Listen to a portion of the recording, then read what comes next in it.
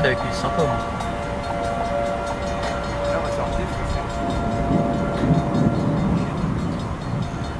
Mets-toi sous la station-service à l'arrière, il y a la grêle qui arrive. Avant que tout le monde ne le fasse.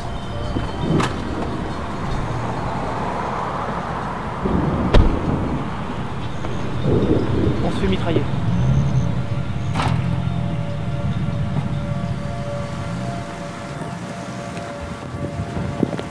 On est juste dans l'axe de la tornade. Là, ça y est, ça arrive. Prends dans la voiture. Ouais. Ça arrive.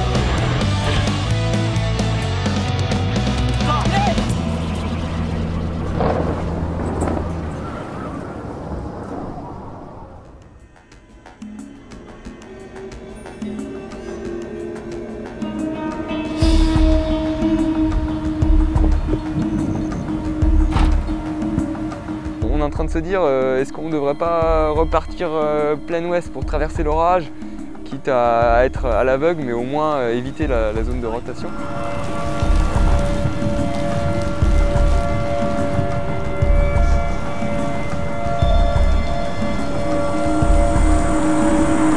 Le train en même temps vient juste de passer, on va pouvoir repartir in extremis.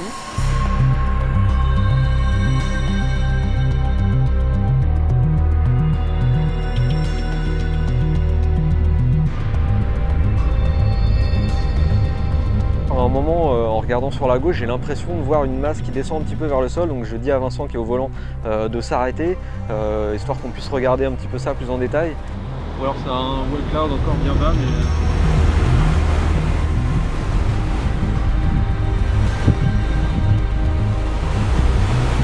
Ça tourne à mort devant aussi, regarde. Mais là, les précipitations gênaient la visibilité pour voir si oui ou non il y avait un phénomène tourbillonnaire qui était au loin. Ouf. Oh, il y a un très gros grêle qui tombait. Ah oui, ils sont énormes. On n'a pas une bonne visibilité, on ne sait pas exactement ce qui se passe, donc on va être obligé de se redécaler encore vers le sud.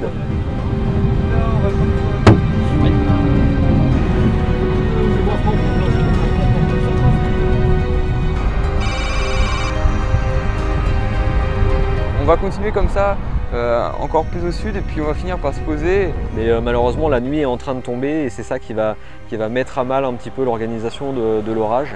Donc on va juste en profiter pour faire 2-3 photos de foudre avec quelques impacts parfois très proches.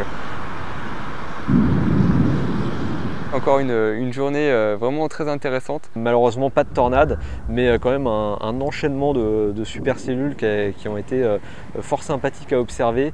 Et de toute façon la journée du lendemain s'annonce vraiment tout aussi intense, si ce n'est plus.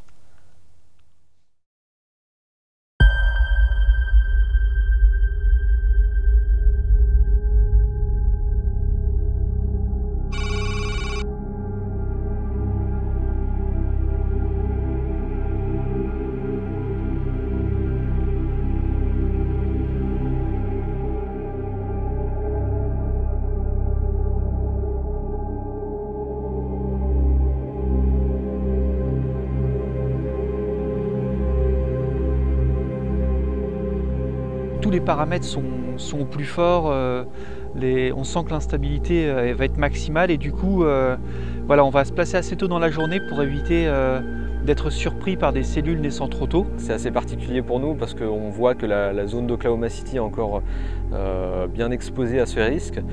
On a encore un amer souvenir de la tornade de Moore 10 jours plus tôt. Putain, elle est en train de massacrer Moore là, les gars.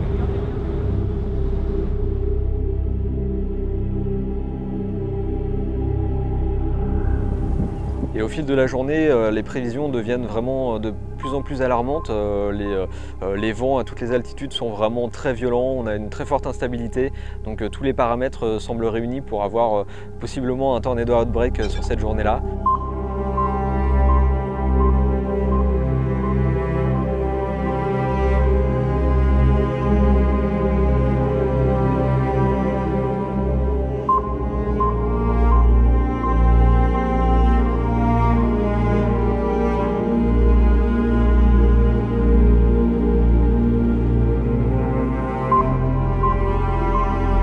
Et là déjà 3 cellules se sont formées, vraiment des cellules déjà bien intéressantes sur les radars. On sent qu'aujourd'hui il ne va pas falloir tarder, que peut-être les tornades vont se former très rapidement.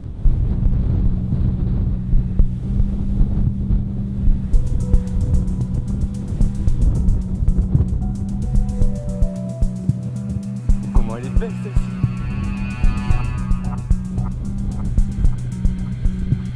Un premier mésocyclone semble se former sur cette cellule. Il devient assez rapidement massif et un deuxième naît plus au nord. On sent qu'il y a quelque chose qui se passe, mais quelque chose vraiment de puissant et de vaste en fait. Comment il se dessine à vue d'œil. Il est immense.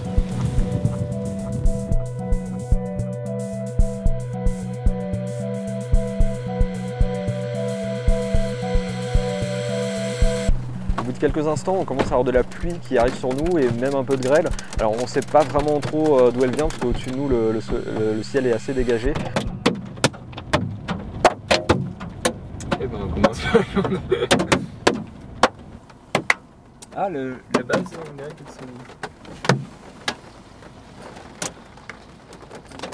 J'arrive pas à savoir si on soit devant ou derrière. Ouais, je suis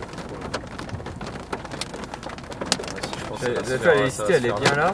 Pour l'instant, ouais, mais regarde. Et après elle va basculer devant, je pense. Sirène, tornado warning. Ça y est, elle vient passer un tornado warning. Oh oui, la rotation là. Sur la Interstate. Ça y est, on a pris du retard sur le déplacement de la situation. Il va vraiment falloir se décider. Le problème, c'est qu'on a fait une grosse erreur stratégique sur cette journée. C'est qu'on s'est tellement concentré sur les prévisions qu'on n'a pas vu qu'il y avait cette rivière, la Canadian River, qui est difficilement franchissable. Il y a assez peu de ponts. Donc là, il y a deux choix qui s'offrent à nous. C'est soit faire un gros détour par le sud pour remonter ensuite sur l'orage, soit foncer dans le tas, prendre l'autoroute qui part plein est et qui va traverser le gros noyau de l'orage pour pouvoir repasser à l'avant.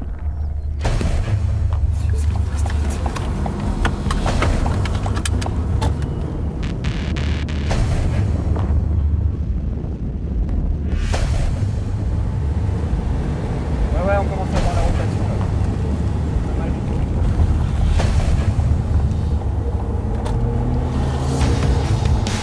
Donc là le problème c'est qu'on n'a vraiment pas de route pour se placer, du coup on va être obligé de traverser l'orage juste au nord de sa rotation pour repasser devant.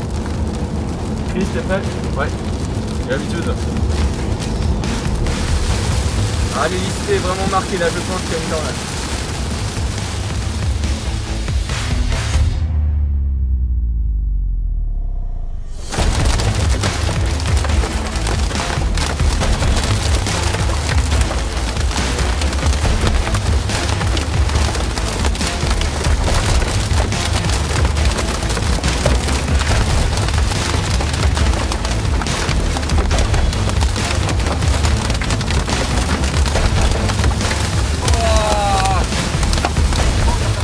Vraiment nuit, on ne voit plus à 3 mètres devant la voiture.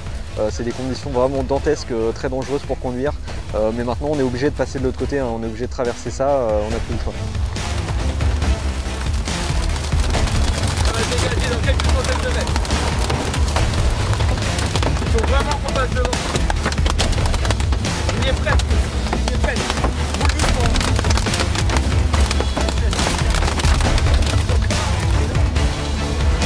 C'est bon, on sort. Regarde, regarde. Ouais.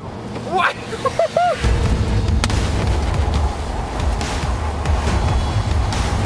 Ça va être superbe les gars. On va pouvoir filmer Julien à droite.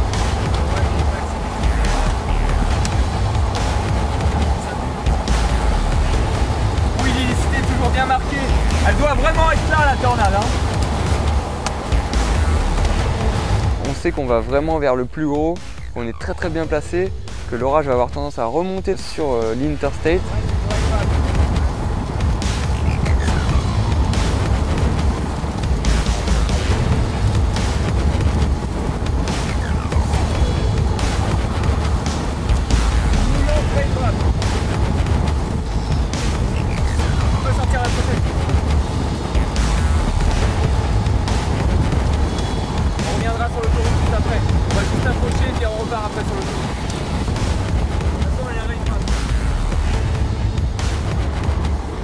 Del Reno, on prend la route qui part plein sud et tout de suite on se fait bloquer par les policiers. Derrière les flics, c'est comme le Doppler, trace.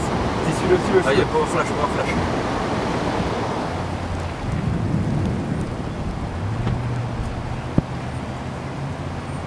Je comprends cette route là qui part bien est. Faut se décider, faut reprendre un peu d'avance. Faut reprendre l'Interstate, c'est comme ça.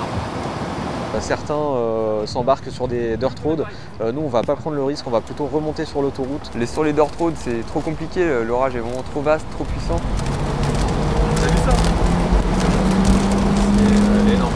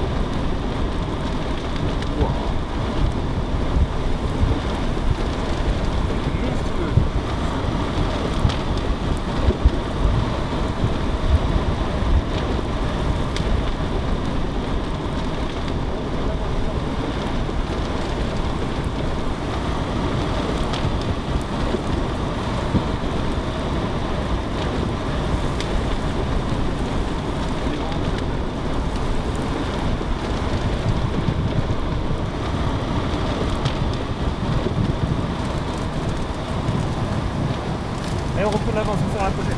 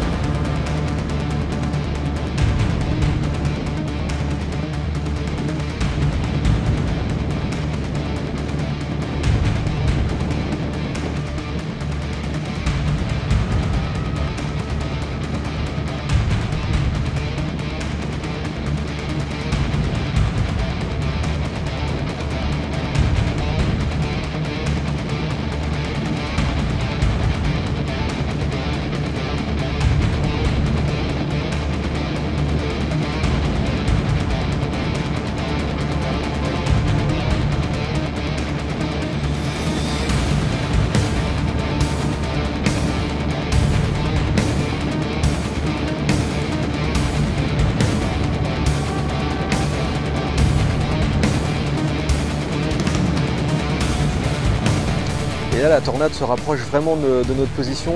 C'est le moment où on peut sortir de l'autoroute. On n'aura pas beaucoup de temps, petite pause, il sort 2 minutes et on repart.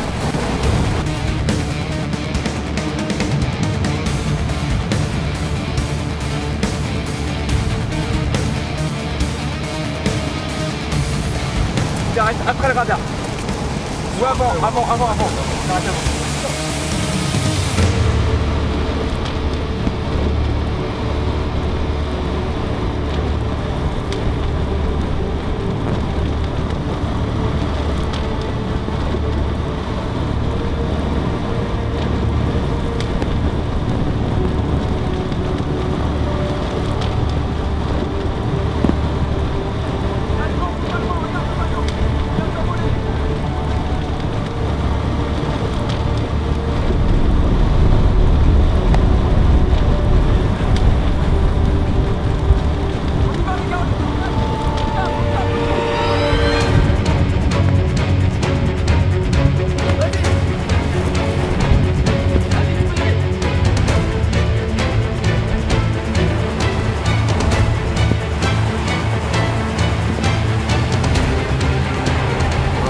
bien avancé là.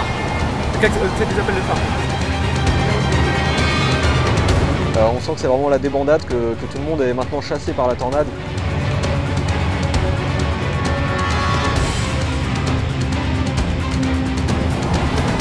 T'as vu comment elle a balancé le panneau de l'autoroute? Elle était pas loin, hein. Elle était à 200-300 mètres.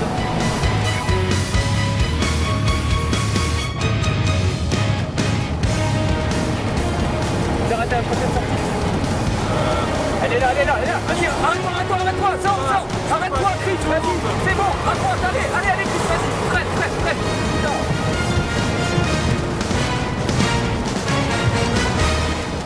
Et finalement, on ne distingue plus grand chose en fait. La tornade est complètement entourée de pluie. On a l'impression qu'elle s'est affaissée au sol.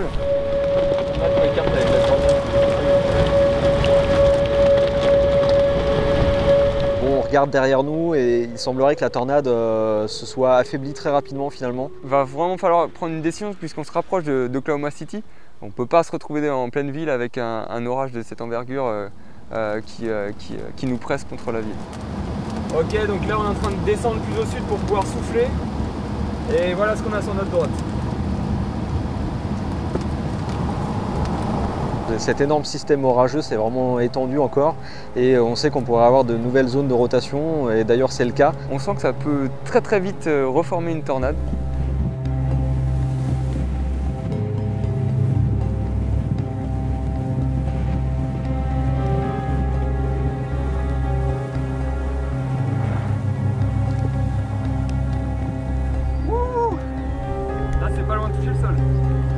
On se rend assez rapidement compte qu'il y a une zone de rotation qui vient droit sur nous, donc il serait peut-être temps de reprendre la voiture et de repartir à l'est.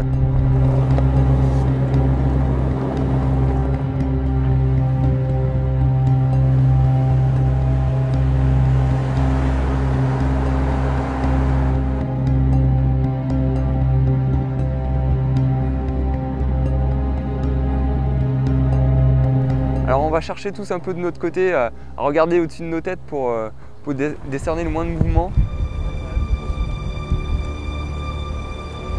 Tornade à gauche, ça avance. Doucement, c'est bon. Accélère.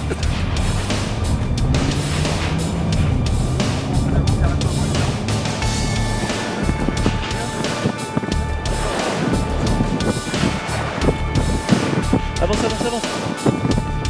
Un peu derrière, Je te guide, t'inquiète, c'est bon, elle traverse la route. C'est bon, on est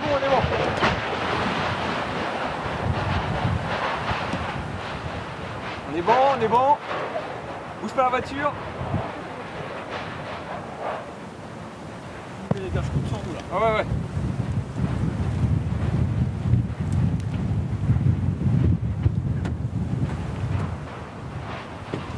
Allez, on prend un peu d'avance, attention, c'est parti, il y a des briques qui arrivent.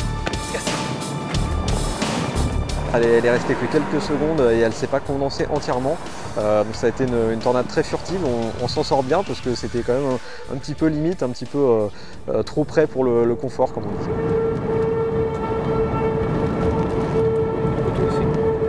Oh, il y a eu une tornade. Bah là je pense que c'est le reste de tornade. Ouais, par contre on peut pas compliqué.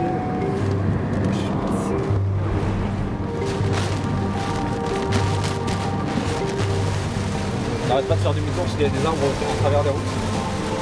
Là on essaie juste de sortir de tout ça, de rester en sécurité, jusqu'on arrive à trouver une route pour sortir d'ici.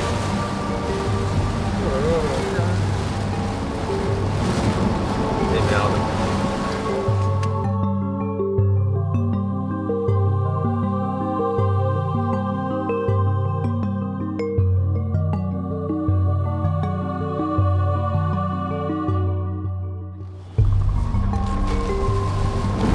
Alors à ce moment-là, il faut repartir plein ouest. Ouais, c'est vrai. Non, c'est la bonne. Vous savez qu'on se dirige vers un nouvel hélice là. Bah, avec les coups de soutien, ça m'étonnerait presque pas. Et il est hyper marqué. On se fait vraiment mitrailler toutes les 3 secondes par des impacts dans la voiture. On n'en revient pas, on n'en croit pas nos yeux et on comprend qu'on va vers une autre zone très active de l'orage et que peut-être il va s'offrir encore des événements très intenses à nos yeux.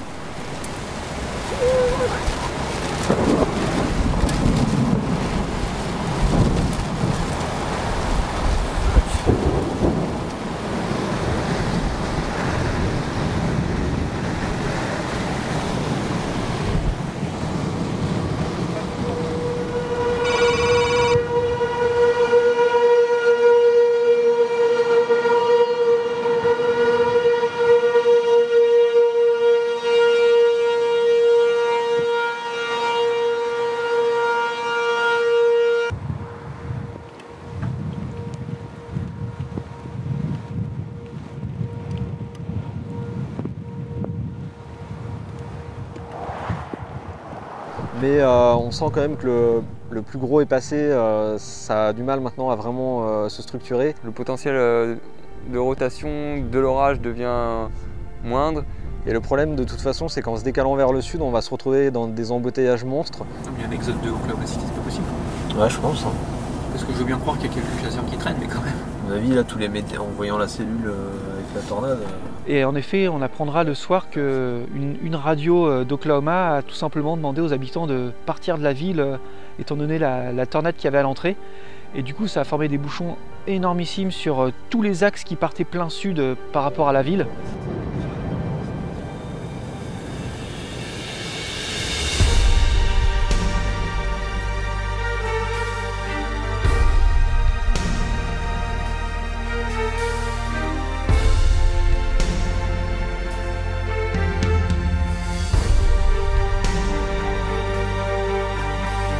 Cette journée du 31 mai, on aura été en présence d'un système orageux vraiment hors norme.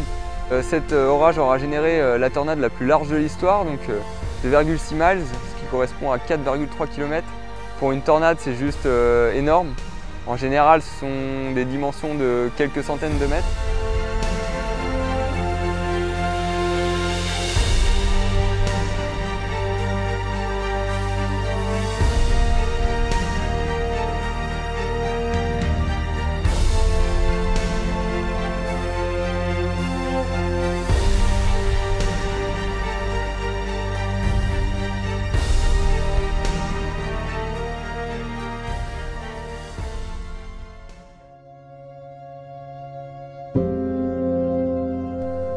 « 48 heures après cette journée assez folle, on va malheureusement entendre des mauvaises nouvelles, c'est-à-dire qu'on va apprendre qu'il y a plusieurs de nos collègues chasseurs qui ont trouvé la mort sous cette tornade, et notamment l'un des plus grands chasseurs de tornades américains, qui est Tim Samaras. On est un peu hagard, c'est vrai que c'est quelqu'un d'incroyable par les recherches qu'il a fait autour des tornades.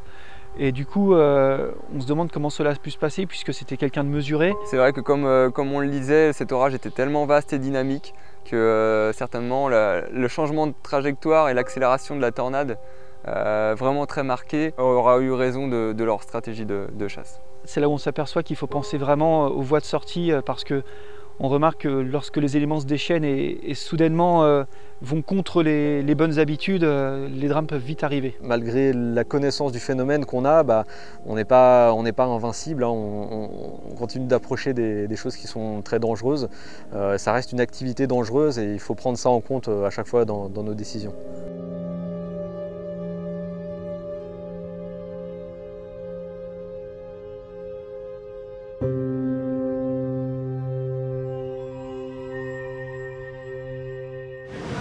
Ah, t'as la pression là? Ça va Tony? Ouais. Ça va Tony? Ça va.